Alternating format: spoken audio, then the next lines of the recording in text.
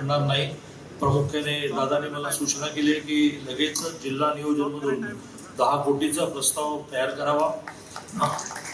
रोहित पवारांनी 40 लाख दिल्यानंतर ते म्हणाले की 1-0 मी जोडावं.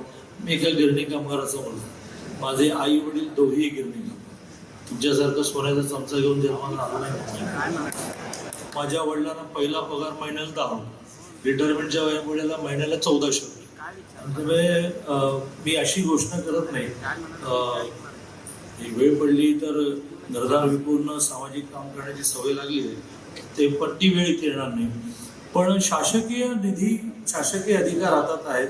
दादाने लगेच सूचना केलेली आहे, ते त्यांच्या भाषणामध्ये त्याचा उल्लेख करतील. कारण अर्धा पार्ट मी करण्याचा आहे, तो मी घोषित करतो की नियोजनमधून प्रस्ताव तयार करून मी मुंबईला तुमच्याकडे पाठवतो. मग त्याने त्याची विषय बाब करून मांडण्याचा त्याचे ते लगेच येते. असं आहे की रोहित जी 40 लाख, मग 40 लाखावर 1-0 जोडल्यानंतर किती होतं बरं, गणित पण त्याचं आमचं, तर ते 4 कोटी होता. मग दादाने 1-0 दिल्यानंतर 40 कोटी होते.